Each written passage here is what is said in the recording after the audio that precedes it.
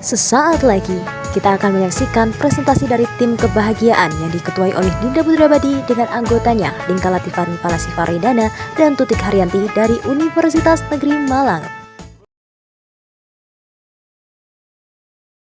Bismillahirrahmanirrahim. Wabtaghi fima atakallahu darul akhirata wala tansa nasibaka minad dunya wa ahsin. Dan carilah pahala negeri akhirat dengan apa yang telah dianugerahkan Allah kepadamu. Tetapi janganlah kamu lupakan bagianmu di dunia dan berbuat baiklah kepada orang lain.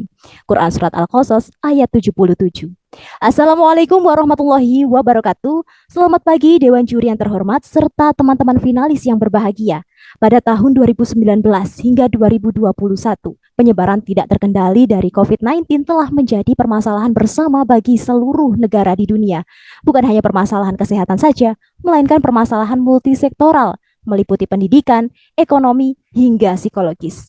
Berbagai kebijakan yang telah diambil oleh pemerintah untuk memutus mata rantai penyebaran COVID-19 di Indonesia. Upaya untuk mengurangi penyebaran COVID-19 salah satunya adalah dengan membatasi aktivitas di luar rumah dan dialihkan secara daring.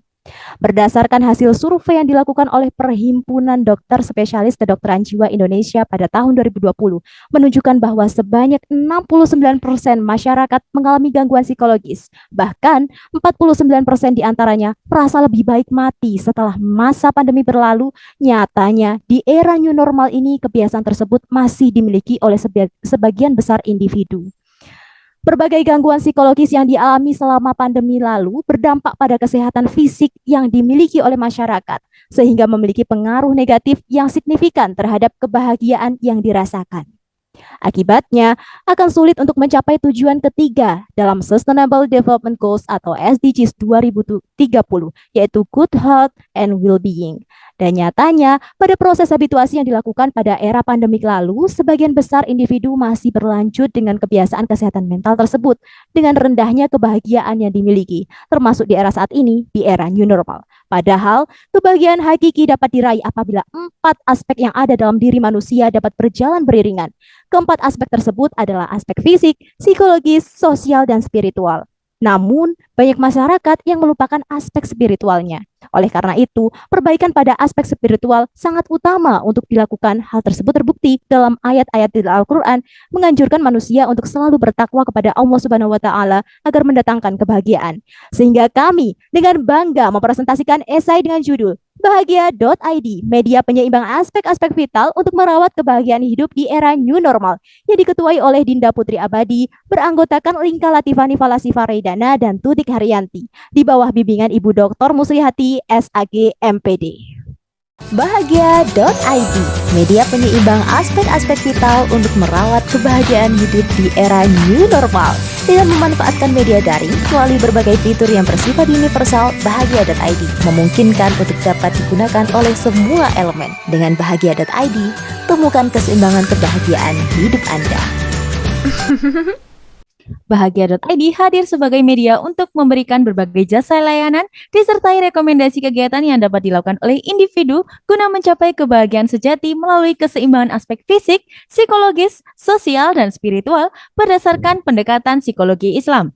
Bahagia.id memiliki fitur-fitur bersifat universal yang dapat digunakan melalui website, App Store, dan Play Store. Yang pertama, fitur self-evaluation, berupa asesmen untuk mengukur dan mengevaluasi kebahagiaan yang dilakukan menggunakan instrumen psikologi. Instrumen ini dalam bentuk kuesioner pada fitur self-evaluation sesuai keadaan yang sebenarnya. Fitur yang kedua, atau kegiatanku, berisi langkah-langkah untuk pemenuhan kebahagiaan berdasarkan hasil asesmen dari fitur self-evaluation. Rekomendasi kegiatan meliputi aspek fisik, psikologis, sosial, dan spiritual. Kemudian fitur yang ketiga adalah fitur filantropi, menawarkan berbagai layanan untuk melakukan kegiatan prososial. Fitur ini adalah sejenis crowdfunding yang nantinya akan dikelola dengan bekerja sama bersama OJK. Yang keempat atau fitur edukasi berisi video dan berbagai artikel yang berisi tentang tips dan trik dalam menemukan kebahagiaan dalam hidup. Untuk fitur yang terakhir atau fitur kelima, fitur konsultasi yang mana akan bekerja sama dengan praktisi kesehatan, konselor, psikolog, dan pemuka agama untuk konsultasi secara online melalui platform bahagia.id. Untuk mengetahui kekuatan, kelemahan, peluang, dan ancaman dari bahagia.id ini, maka penulis menggunakan analisis SWOT yang dijadikan acuan perbaikan dan pengembangan produk ke depan. Dengan demikian, dapat disimpulkan bahwa berbagai gangguan psikologi memiliki pengaruh negatif yang signifikan terhadap kebahagiaan individu. Hal tersebut dapat membuat realisasi terhadap tujuan ketiga SDGs 2030 menjadi lebih sulit. Maka dari itu, bahagia.id hadir untuk mengatasi masalah dengan menawarkan berbagai fitur berupa jasa layanan disertai rekomendasi kegiatan untuk menyeimbangkan keempat aspek vital manusia agar dapat mencapai kebahagiaan sejati dengan menggunakan pendekatan psikologi Islam. Bahagia.id diprediksi dapat memfasilitasi masyarakat dari berbagai elemen untuk dapat menemukan kebahagiaan sejati dalam diri. Tetap bersyukur dan jangan lupa bahagia. Terima kasih. Wassalamualaikum warahmatullahi wabarakatuh. Salam Cakrawala, UM the only one.